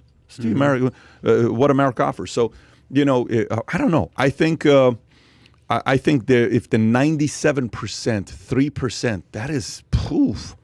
To get to 97%, which stories? 97%. Well, it's When did they impossible. say that? No, that's what Biden said. Where He is it said in that one of these number? stories? Where? here No, or I don't think so. But can you pull up I haven't Biden seen that 97%? number. I'd like to see that. Find That's insane Biden number. 97% Right now, vaccine. what are we at? 70%, if that? Which is pretty good, I think. Vaccine, 97%. Kai, just put Biden. Holy shit, this guy's writing a novel. Just type in. There you go. Freaking Kai, buddy. Back to Biden wants 97% of the country to be vaccinated. Okay, runs on the United States. Okay. Here we go. Reporter, how many Americans need to be vaccinated to get us back to normal? By 97, 98%. I think we'll get awfully close, but I'm not the scientist. I think one thing is for certain, a quarter of the country can't go unvaccinated, and us not continue to have a problem. Well, his math is way off, bro. 97 to 98%. That's how does he even think that's realistic? Like, he can't even. Well, you set the bar so high. It's insane. Well, they're also going to They have start. an excuse. They're doing crazy stuff. They're making experimental RNA vaccines that are going into lettuce and other food products where they're going to put the vaccine. Well, in. luckily you're not eating any of that, so you're good. Yeah, they sneak lettuce onto a cheeseburger every now and then. They might still get me. Let me tell you, bro. Take it off, G. Going back with what Hochul said, man, where she brought Jesus into it. I mean, that is such a grimy political move. It's also somebody that's never read the Bible, like even once. Jesus died fighting the hierarchy. Yeah. He fought the hierarchy. He flipped over the tables of the Jews who went in and made deals with the Romans. Jesus was a political rebel. So for her to be like, I'm sorry, guys. On behalf Jesus of- was a Jew. On behalf so- of dude, my people, who Jesus was one. That's my bad. The king of. Pat's giving me the. The point is, guys. The point is that for her to use Jesus to be like, do what authority tells you to do, when it was literally the guy got pinned to do a what's cross. right for the. I your would say fellow this. mankind. It sounds like she's desperate to pull off some sort of agenda that she has, and she's incapable of rational thinking. Do what's when you right go for to your fellow churches and mankind. you're not known for doing that on a regular basis, and then trying to plead with them in the manner that she did, Tom, it's crazy. Can I ask Adam for a second? Seriously, I mean, you asked Pat a question. Now you need to prove your work, man. When you ask Pat, what do you have against mandates? That's what kind, dude. What do you have for mandates?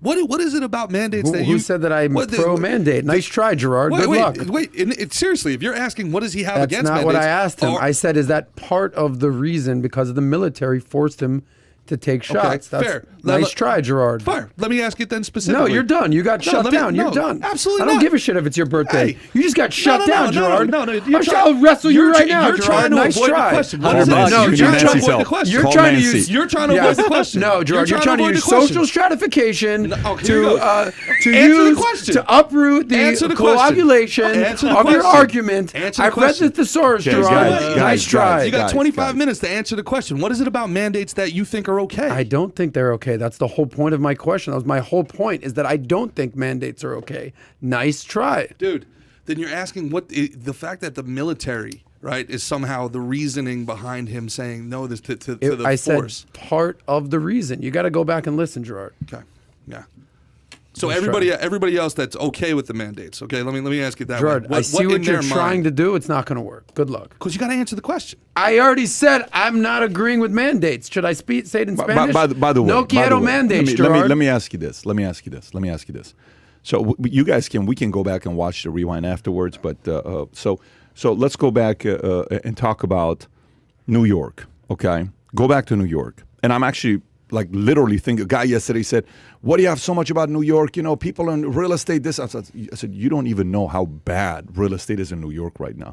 You're paying a quarter of what the price of a property is worth in New York. Commercial right or residential? No, residential, bro. You're buying a $40 million property for $10 million. People are just dumping shit right now in New York, right? And no joke. Like, this is actually not a bad time if you want to capitalize of stuff, banking the fact that New York's going to come back to normal in the next 4 to 8 years. It's not a bad time to buy, some real penthouse type of properties or prime location over there. It's not a bad time to make an investment if you think New York's going to come back around. But here's what I want you to think about. Imagine we're in New York right now. So imagine I decided to go move the podcast and move the media company to Greenwich because we were talking about moving to New York. Okay, remember when the conversation was Greenwich was at the top of the list, and we're going to go to Greenwich. We're cool with your decision. But I want you to think about this. Imagine you fast forward the move 1 year. Okay, meeting. We moved to Greenwich. COVID happened 6 months later. Actually go there. Okay, so we moved to Greenwich. COVID happened 6 months later. Our office we set up is in New York. In Manhattan. Shut down. Okay, so think about that. And we're running this podcast, and you're walking the streets of New York, and you're coming to podcasts, and you have to go through all, and then we want to go have lunch, and we want to go have dinner, and we're the Casa D'Angelo, we're going to whatever the Louis Bossy place, we're going. You want to do that, and you're going through the mandates that they're offering. How long until you say, when the hell are we leaving this place? Okay, so now imagine the people that are living in New York who love New York, who love their Mets, their Yankees, their Jets. Well, maybe not the Jets. They're Giants. They're whatever you call them. Give me the sports. Giants. Rangers, Giants, Islanders, all this stuff, right? Nobody likes the Say all these guys that love these sports teams, and you're like, you know what, dude? I just can't do this anymore. I got to go. The tipping point for the exodus for California has just begun. People thought it happened when these guys left or whatever 5 years ago. No. 5, 6 years ago, people left that were seeing what was going to be taking place. The mass exodus in California is just about to begin. The mass exodus in New York is just about to begin. The more they push back on things like this, guys going to be like, I'm sorry, I'm just going to be moving out. And it's not even a Republican's moving out or an independent's moving out or a libertarian's moving out. I just want to be free. I'm just leaving. I'm going to go do my own thing here, and I'm going to choose a different state. They haven't even gotten a flavor of it. But here's the question you got to ask yourself. Think about the people at the top of the Democratic Party, okay? Who's at the top of the Democratic Party today? I'm not talking Obama's the face. I'm talking at the top. Pelosi, okay? AOC, Biden, Schumer. I'd put Pelosi. Feinstein is very, very important. Feinstein. Let's say those guys. But let's just say Pelosi at the top. Do you think Kathy is somebody she likes more than Cuomo? Who do you think she likes more? I think she likes Kathy. I think she likes Kathy. Yeah. Because Kathy's doing what they're standing Following her for. Same as marching California, Newsom, all that other stuff. They're going in that direction. Everything, like even Michael Burry. I got a bunch of stuff I want to talk about with Michael Burry. Okay, can you pull up Michael Burry's article from yesterday or today? Is today the 27th or the 28th? 28th. Yesterday, Burry comes out with an article. He said a few things. So this is a Business Insider story yesterday. The Big Short investor Michael Burry warns the stock market boom, reminds him of the dot-com bubble, and rings the alarm on options mania. Okay, go to the bottom. Burry said the current market boom reminds me of frenzy, rampant speculation that precipitated the Great Depression, a flurry of recent tweets that has since been deleted. He does that quite often, by the way. The Scion Asset Management, by the way, which since 2015 has given returns of 26%, is what his management asset management company has done. Tweeted a screenshot of financialweb.com stock chart, the defunct company behind Stock Detective and other financial information websites, saw its share prices take a nosedive from a high of $28 to a fraction of a cent following the dot-com crash. A very common chart back in the day, Burry said, looks vaguely familiar. Moreover, the hedge fund manager compared the bull market during the 15 years of 2000 to the run-up in the stocks over the last 15 years. He highlighted a 94% correlation between the NASDAQ 100's performance in each of the periods and a 95% correlation for the S&P 500 index. So he continues. He continues to compare to 1929, what's going to be happening, et cetera, et cetera. Now watch this. So I kind of looked at some of his positions on what he has. Here's his positions. Put options are investments what he thinks is going to go down. Call options is stuff that he thinks is going to be going up, okay? Put options. He has $730 million of Tesla stock. $730 million. On a put? It's going to go down, okay? Put is what he's got. He's got $280 million of shares of 20-year plus treasury bond, okay, ETFs. It's called TLT, okay? On puts? On puts, that's going to go down. He's got call options. That's really You ready? Bad. That's really bad for the country. Of course it is, but watch what he has call options on. Even though if you go to his Twitter profile, that says Michael J. Burry, and it's like Cassandra or something like that. Very weird what his Twitter profile is. Go type in Michael J. Burry, right there, Cassandra. One of Steve Carell's best roles. Look what hashtag he's got. Rest in peace, Alexei. You know who he's talking about. Rest in peace, Petrov. Boycott Amazon, boycott Facebook, boycott Coke. That's his hashtag in his account, right? And we'll read the article he has down here as well. You know what he's got for his call options? What?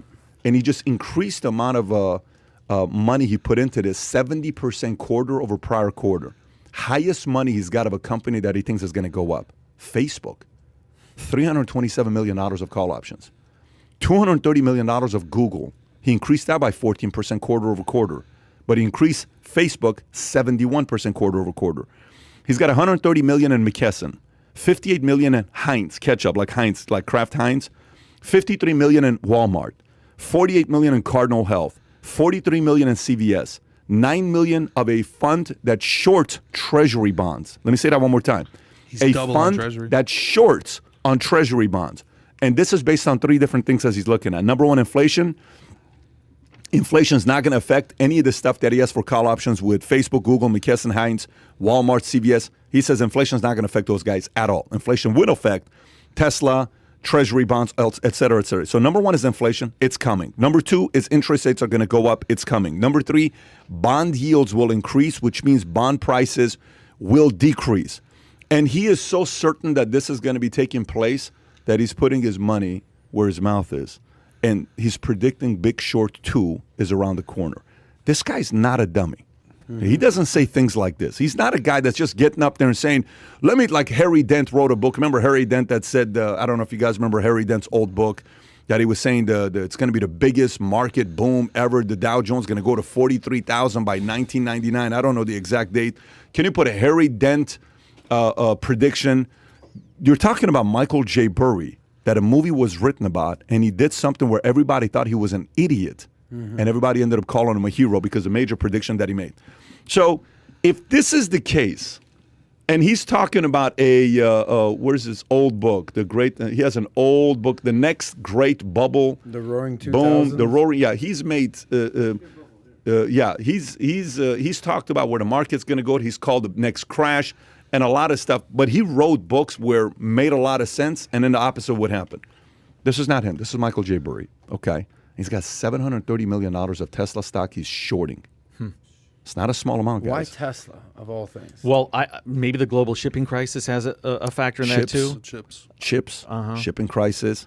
He's never been able to meet his deadlines with cars. He's also been when inflation goes up, people are not going to have money to go out there and just buy stuff like that. He's also been against Tesla in terms of their market cap versus their output of cars for a long time. So this isn't anything new. He's saying with Tesla's overpriced, with the whole sledgehammer to souffle kind of analogy. So he's been talking about this for the last year. Yeah, and how could you not think that Elon could get a little distracted with everything else he has? How much can he really put into Tesla that's necessary? How long is the put and how long are the call options? Do you know? Does he give a duration on it? You can probably go out there and find the timeline to see what's going on. But the point is, when a guy like this talks, you have to pay very close attention. By the way, this leads to the next thing with crypto. And by the way, he's predicting crypto is also going to take a massive hit. He's not saying crypto. He says crypto's on the list of getting their asses handed to them, because you saw what happened with China, right? China declares all cryptocurrency transactions illegal. You saw Bitcoin took a hit, Ethereum took a hit, everybody took a hit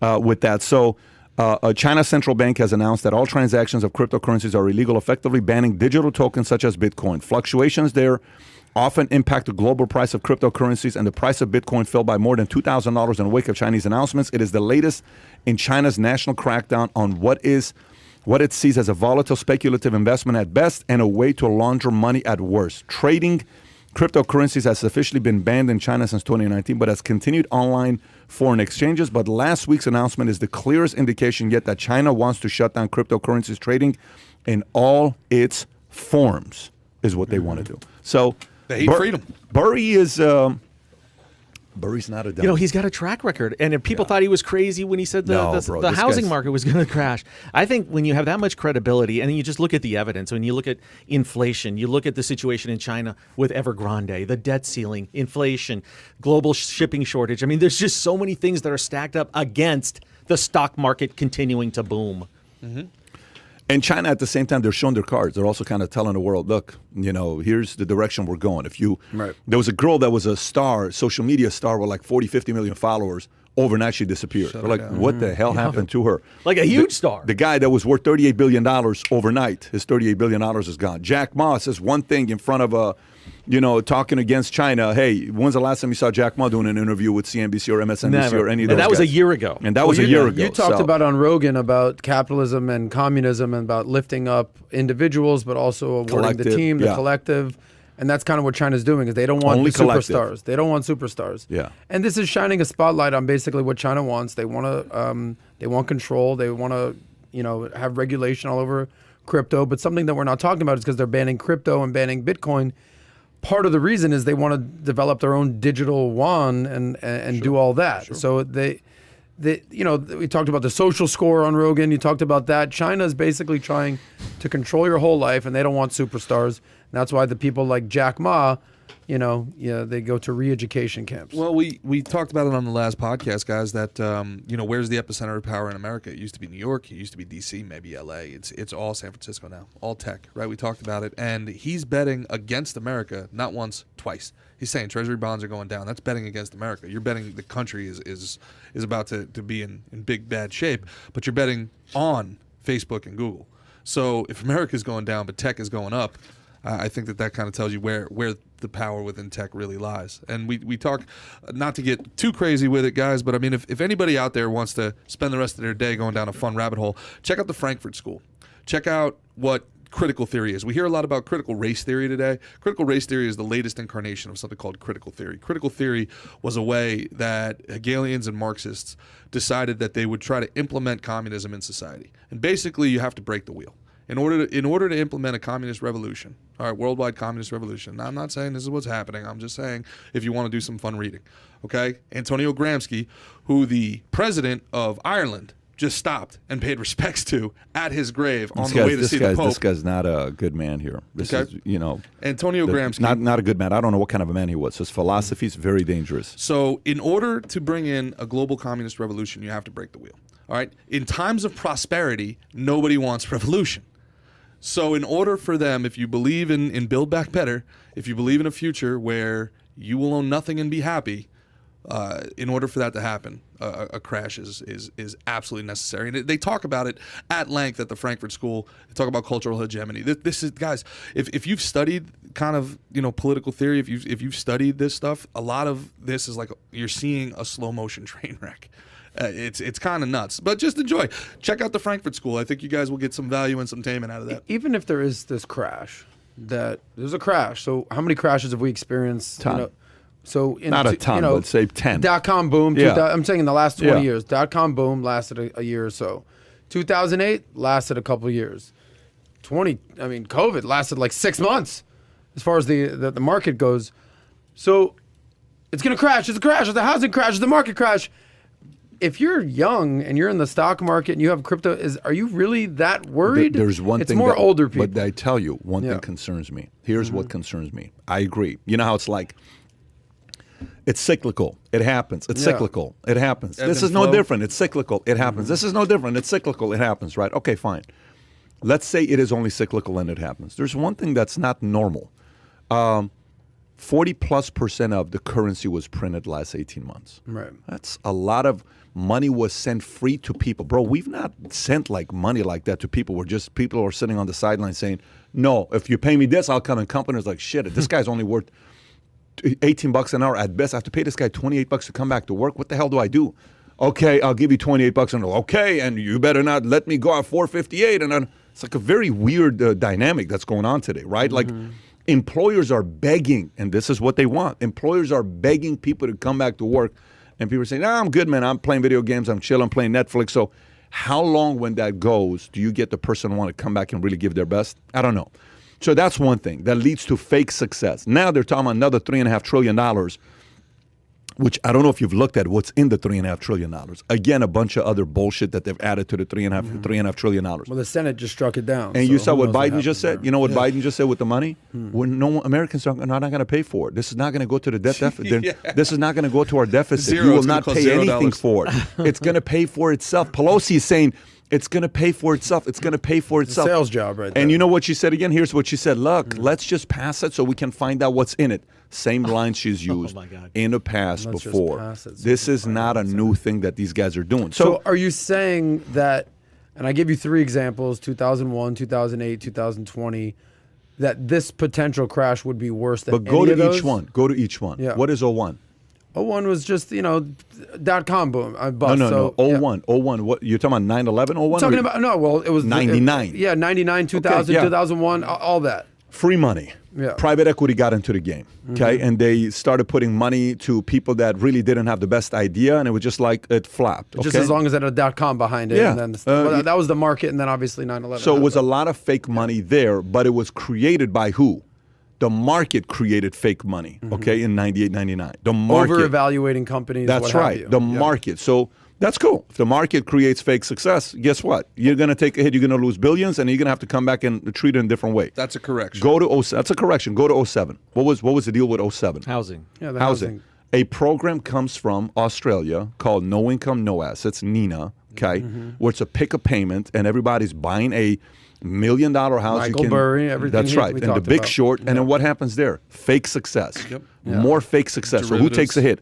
A $330 billion company called WAMU gets bought by Chase for $1.9 billion. Insane. Well, there were some victims. Bear Stearns had to go down. Sure. But who else? Okay, well, That's a lot of them. There's a lot of victims. I mean, Countrywide, you forget Yeah, of Countrywide was course. like all over the place. Fremont Investment It's a Loan, lot. big mortgage so, company. but then you go bunch of to companies. today. So you said 01, Right. 08, today. Today. What's the difference or today? 2020, exactly. Well, 2020 is a Right. COVID because if COVID doesn't hit, Trump's getting reelected. The economy was doing great. People were working. People were. We're talking about just stock The market median crash. income had increased for the first time in 20 years. It had increased to 60,000 from 55,000 under his watch.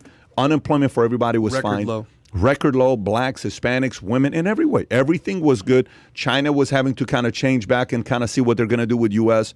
You know, ISIS. You didn't hear a single thing about ISIS. All that stuff. but the Except- tweets, Pat. But I will tell you though, there's a part of that he is his own enemy. There's nobody that's a bigger enemy than himself on what he did. But his policies, very effective policies. Then COVID shows up, and COVID becomes a great opportunity to do what?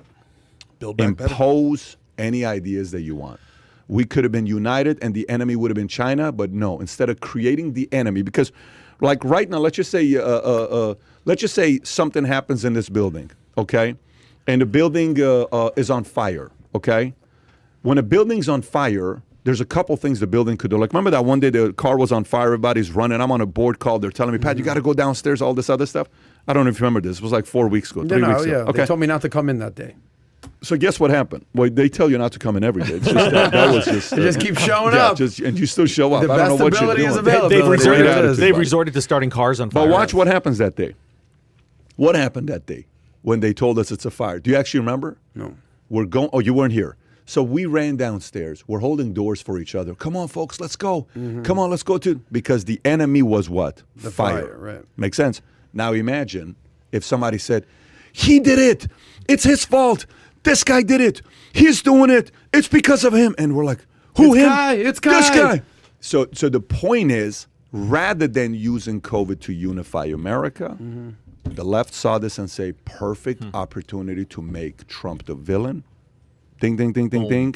You win. He's out. But the reality was, China caused the great divorce. China's the one that caused the fire.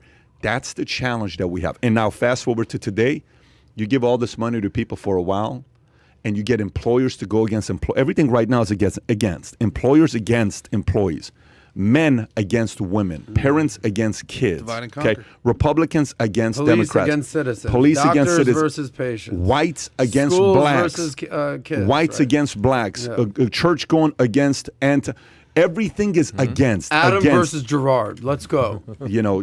It is my birthday. That constant against is what's causing us to be. Yeah, and it's where we becoming are the new today. normal, which is what they want, and which is really, really sad. So this is a very different thing, Adam. So let me ask that question. I don't know. How does that affect the economy, though? But like all that makes sense, but what is that going to actually do for this crash? This whole thing started with Michael Burry's predicting this crash. Dude, another big short, puts, calls, I just options. told you. I just told you. 40% of the money was printed. That's inflation. So what's the prediction of what will happen? Inflation? It's impossible to predict because this isn't a market creation. Okay, let me read this to you. Let me read this to you. Let me read this to you. Costco, Nike, and FedEx are warning there's more inflation set to hit consumers at holiday approaches. CNBC story. Well, Costco, Nike, and FedEx are not politicians. They're not Democrats or Republicans. Costco has joined a long list of retailers sounding the alarm about escalating shipping prices and accompanying supply chain issues. The warehouse retailer was joined by athletic wear giant Nike and economic bellwethers FedEx and General Mills in discussing similar concerns. The cost to ship containers overseas has soared in recent months. Getting a 40-foot container from Shanghai to New York cost $2,000 a year and a half ago. Before COVID, you know what it is right now? $16,000. Let me say this one more time. Yeah. So Costco, Nike, and FedEx saying, guys, I'm sorry, we have to raise our prices. People are like, what do you know? You're not going to raise your prices. No, I don't think you understand. These containers, when we get our stuff from Shanghai, used to cost only $2,000. We're paying 8 times more today. $16,000 a pop. The cost includes not only freight, but also higher labor costs, rising demand for transportation and products, plus shortages in computer chips, oils, chemicals, and higher commodity prices. We can't hold on to all of those. Some of that has to be passed on to who? To us. And it is being passed on. We're pragmatic about it, said Costco CFO Richard Galanti. So basic mathematics here. You just saw what's going on. So you're asking a question, Pat, what is it? How is this so different? Bro, it's not a little bit of inflation. If something increased from $2 million to, if something increased from $10 to $12, what do you say? Whatever. If something you're buying normally goes from $10 to $15, what do you say? Dude, that's a little weird. Wouldn't you say that? Like, think about what you buy every month. Imagine if the gym membership's $50 a month. Do you complain? No. Imagine next month 24-Hour Fitness says, it's going to be $75 next month. Now, let me give you a different one. Imagine 24-Hour Fitness all of a sudden says, we know your membership's been $50 a month for the last 10 years. Effective next month is $400 a month. That's just what happened to these guys. How sustainable is that? Where else do you get it from? And China, guess what China's going to say? Don't get it from us. Don't. Go elsewhere. Where do you go? Well, as a consumer, we have the option to say, "Well, sorry, no, you such don't. and such But fitness, you don't. I'm not getting it." But you don't have You're not going to have the option. Do you know why you're not going to have the option? Here's why you're not going to have the option. Okay, put two things that we can companies that compete against each other. McDonald's, Burger King. Go Starbucks, what's the other one? Dunkin' Donuts. Coffee Bean, okay? I would put McDonald's versus Dunkin' Donuts because the coffee is about the same price, right? Okay, so say I'm Toyota, say I'm Ford, you're GM, and I say, oh, man, dude, we got to freaking do something. You know, let's raise the prices 30%. You're Ford, what do you say? We're going to stick to the same prices. Okay, cool, do it. 1 month goes by, 2 months goes by, 3 months, 2 quarters, 3 quarters. Your CFO comes in. Remember how you wanted to report your earnings and you wanted EBITDA to be higher? We have depleted our cash this much in the last 3 quarters. You sure you don't want to raise the prices? Then you have a board meeting. CEO of Ford, listen, we're looking at the numbers and the profits in the last 3 quarters and we haven't risen prices, but GM has and Chrysler has and da-da-da-da-da has. What are we going to do to raise prices to match our competitors? And you're the CEO. What do you say? I don't think it's fair. Are you kidding me? The CEO is going to say, okay. All right, so the regular Ford Focus that was $22,000 is now $29,000. Who feels it? So there is, you don't have the choice anymore, Adam. You don't have another alternative. It's the illusion I of try to choice. look at it from a consumer's perspective. Hear me out. Yeah. Okay, other than saving your money or investing and having Yeah. a better asset Yeah. allocation plan, Yeah. what the hell are you going to do about it? Nothing. It is what it is. What do you mean? No, what do you mean? As you as a consumer. If inflation Like, halves your money, other you're than gonna have save to, your money and really? being smart with your Really? money and invest Really? wisely, what else are you going to do? Really, bro. Okay, so how many people go to Costco? Millions, I'm sure. How many people ship stuff? How many people use FedEx? How many people ship Of course, stuff? a lot. Okay. You don't have a choice but have that being felt. That's my point. It's like, all right, it is what it is. I have no say over this inflation. Of course you don't have say. Exactly. What's your point, though? That's my point, is that it is what it is. No, but, Other than being smart with that's your not how own this money. thing works. Because you know what comes next? What do you mean it is what it is, bro? You know what comes next? The dollar gets weaker. It's still the strongest currency in the world. The dollar gets weaker. The economy takes a hit. People are out there not knowing how to make an income. More division amongst everybody. Then you have more protesting. Then you have more riots. Then what the hell do you do? This is what comes next. This is not sustainable to go like this. You cannot have fake success for too long, bro. Listen, name any bodybuilder. There was a guy on YouTube that had a YouTube channel, 1.5 million subscribers. I don't remember his name, but Piana, some name like that. And he was everywhere. And he said, for 20 years, I've been straight on steroids and growth hormone. For 20 years. He said that. For 20 years. And he did a video. He says, my hand used to be this big. Now it's this big. I used to be size 11 shoes. Now I'm 13.5. My hat used to be 7. Now it's 8.5. Whatever. He tells you exactly, my heart used to be this size. He's this size. You know what happened to him 3 years ago, 4 years ago? What do you think happened to him? Guy passed away. Cool looking guy. Spoke very well. Was very eloquent. Passed away. You cannot have fake testosterone for your entire life and you're overdosing on it. America's had fake steroids, growth hormone for how long have we been at zero interest rate at the number that we're less than 1%? America's been on steroids and growth hormone for so long that the moment you get off of it, when you get off of steroids, your skin gets yellow because your body forgot how to produce testosterone. When America gets off of this all growth hormone and steroids, America's economy is not going to know how to reproduce it. It's going to take a while. This is not like another 01 or 08. No, we're not talking about another 01 or 08. Yeah. This is catastrophic. And the fact that Michael Burry has the audacity to go out there and talk about this stuff, more freaking power to him. It's forcing us to have the conversation. It's for somebody to actually make you question that inflation is not there. No. And Powell, you're not talking about lightweight people. Yellen. People like that are saying, no, this is normal. No, what the hell do you mean this is normal? It's not normal. Lying through their teeth. Yeah, but it's not. I don't think it's the lying through the teeth, because I think that's not a Republican Democrat thing. I think everybody's lying through their teeth. I think it's more the following. I think here's what it is. Okay, I think it's more from the standpoint of. I'll look at it. I think press on one more time. I think it's from the standpoint of the following thing. Do your parents lie to you? Yeah. For how long? Let me ask you a question. My whole life, but it's for your own good. Is it good that your parents lied to you? In some cases. Think about the question right there. It depends on what they're lying about. White lies, whatever. I don't know. Let me ask you a question. You're 4 years old. Mommy, how are babies are born? Is it good for your mom to tell you exactly how babies are born? Probably not at that Probably point. not. They're lying to you, though, right? They don't Parents let the lie. boy watch. Do you think it's good to say Santa Claus is fake? at 3 years old to a kid? No. But you're lying. Yeah. Parents are liars. Okay? Fine. But you lied to me at 3. Fine. Truth 4. dispellers. Fine. If you're lying to me at 38, right. what the hell are we doing?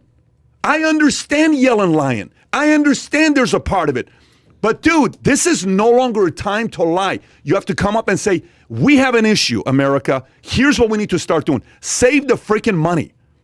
Kick back a little bit, okay? Chill out with the spending habits. Let's kind of change some of these habits that we have. No more talking to American adults as if they're 4-year-olds. You're scared shitless whether they're going to believe in Santa Claus anymore. Tell them the damn truth. I'm 40 years old. Santa doesn't exist. Tell me he doesn't exist. Tell me some of these things here. It's time for me to know. And these guys are treating adults as if they're kids. No, inflation is going to hit us. This is not something that's fake. This is not something that's just a rhetoric. They're lying because they think they're protecting us, right? And that's their whole motive. And what's going to happen when all these things do happen? The global shipping crisis. You're going to watch the Christmas shopping this year. Wait till you see what you're not being able to get. Wait till you see how much your Nike shoes are getting jacked up. This is all real. I'll tell you another thing. I can see any day 6 of these huge tankers or these huge vessels that carry all the goods from China. I can see them every day from my deck with binoculars. They're out there. I don't know if they're coming in and they can't get in or if they've unloaded and they're heading back. I've never seen it before. But if you look at these aerial images of Long Beach or even in New York, there's 80 ships waiting a month to unload. All this stuff is going to happen. So when and then they think they could just put a Band-Aid on it with $3.5 trillion and just keep paying money. But who are we going to blame when this all the shit does hit the fan with inflation, with you're going to the grocery store and things aren't there and you can't order things on Amazon that you're used to? Will they blame the Democrats? And if it coincides with a market crash, will that be the impetus to get people out? Mitch McConnell is just as much at fault for this as any Democrat, number one. Number two, I think the big difference here, guys, and you both made really, really good points. The big difference is here, your parents lie to you because they love you. You know, they want to protect you. These politicians are lying to us because they think we're stupid, and they want to protect themselves. And they want to protect. They want to protect their jobs, and they want to protect their Q score, and they want to protect their chance at re-election. All right, your parents lie for your own good. Politicians lie for their own good, and that's something that needs to be understood. Burry knows what he's talking about. What's this? Democrat representative told colleagues. When you were talking about the fact that this is kind of like an engineered crisis, they're not hiding that. This is from March of last year. This is the majority whip, the House Majority Whip, the number 2 Democrat in the entire Congress, okay? Tim Clyburn. This is when COVID was raging. Everything was just getting shut down. We had no idea. We thought that this was the Black Plague still, okay? New York was completely empty. His response is, the coronavirus is a tremendous opportunity to restructure things to fit our vision. This has been played out, guys, for 18 months. This is not new. As soon as this thing happened, all right, people in power saw this and said, okay, open the piggy bank. Do you want the Green New Deal? Here it is. What do you need? Who are our donors? Let's get it to them right here. And they didn't lie about it. This was one of the times where they said the quiet part out loud. The coronavirus is a chance to fit this world in our vision. I get that. And by the way, listen, both sides are opportunistic in what they're doing. Both sides are opportunistic. You have to know. But one side is wanting to put the more the onus on you. The other side wants to put the onus on rich people. So one is saying, look, you can do something about your life. The other side is saying, no, poor you. You can't do anything about your life. You're a victim. Let us help save you, right? One is trying to be your hero. The other one's trying to say, why don't you do something about yourself? Because when you win, you feel better about yourself. When you accomplish something, you feel good about yourself. What happened when you won a game? You felt good about yourself. What happened when you got that job and you got a promotion? You felt good about yourself. What happened when you got, first $10,000 in the bank? You felt good about yourself. What happened when you bought your first car without needing mommy and daddy? You felt good about yourself. This is all confidence-boosting opportunities, right, that we have. One side saying, no, you don't understand. You are a victim. You're not as smart as them. We know what we're doing. We know what's best for you. The other side is saying, I believe in you. I think you're capable. Why don't you go do something about it? Let's go. And I think you can pull this off. Let's see what you got. How bad do you want it? It's a different level of coaching on what you got. So I'm not surprised that this is taking place. All I'm saying is when it comes down to the numbers right now, what we're talking about, Adam, this is not the same thing here. Yeah, but when was this speech that he gave? March 2022. So 2020, last March year. 2020. 23rd, yeah. Okay. So Trump was still president. Republicans still controlled the Senate at that point. Yeah. Trump, one thing that I love about Republicans is they'll talk about, not spending as much, lowering the deficit, balancing the budget, and then they don't fucking do it. Like Trump spent as much money and with stimulus as any Democrat ever. So rhetoric is one thing. Stop. Rhetoric is one thing, and then what they actually do is another. Stop. Who has to pass it? Who has to pass the stimulus? House okay. and Senate, and the president has to sign off on it. Who controlled the House? Democrats had the House, Republicans had the Senate, and Trump was president at the time of this story. So what does he do at a point like that? Listen, this isn't a debate. He passed it. No, but it's not about he passed it. Do you remember how it passed? They create a climate for it to be passed. So fine, now go there. Do you think at the time when he passed it, it was necessary? They held the country hostage. Now I'm asking you, do you think at the time it was necessary to pass it? In hindsight? Yes. Yeah. Okay, do you think it's necessary today to do a $3.5 trillion bill? I don't know. It just seems like a lot of printing of the money, like to your point. Okay, so it's a slippery slope. But you're basically trying to say, like, I don't know what your intention was, but at the time of this speech, that reinvent the wheel, when whatever. When we did the podcast, did we support it? Did we do the podcast in March of 20? We started. When we were talking about it, did we support it? Did we support it? I think it was we had an open forum debate about it. Yeah, but were we like, hey, let's go out there and spend all the money? Was I for printing money nonstop? No, not at all. Am I a guy that's saying let's keep printing money and give money away to people? No. But if you shut me down and I'm California and I can't get out, you don't have the right to shut me down without paying me. Yeah. Do you understand what I'm saying? Like, hey, you can't come to work. I'm sorry, bro. What do you want me to do? I have to take care of my family. At least pay me. We have to pay you. You can't do one without the other. Because if you do, and if they don't pay, remember what the conversation we had with they said, if they don't pass this year, what do you think is going to happen in the streets? People are going to find a way to get their money. How to get their money. Remember there was like a 3-month period where people were worried in the streets what's going to be happening? You don't remember the crime was up? Of course. Breaking into houses? Do you forget those stories? So you can't corner one side and put people in their houses and tell them you can't get out and not have to make that move. That's not the case today. But today they want to do more than they did a year ago. My point is this. Do Democrats not know how to balance budget? The last time we had a balanced budget was under Bill Clinton. Let's not forget that. Yeah. The last time we had a balanced budget. And Newt Gingrich. Let's not pretend that Republicans don't spend money too. What part of this conversation is left or right? What part of this conversation is left or right? I think Gerard's point was that it was a left thing. Gerard's point is a different. Yes, that's my point. My point on this was that this isn't a market correction that we're hearing. This isn't a market correction that we're living through. My whole point of bringing this up isn't Democrat Republican. It's the fact that this isn't a market correction against free money in the marketplace or a derivative problem. This is a government created problem. All right, let's change it up here. Caroline, can you please bring the bottle of water for me, please? Okay, all right, let's do this. It's Gerard's birthday, so we have to sing for him, and we got him a cake. Nice. All right, if you guys ready on 3, let's do it. On 3, 1, 2, 3. Happy birthday to you. Happy birthday to you.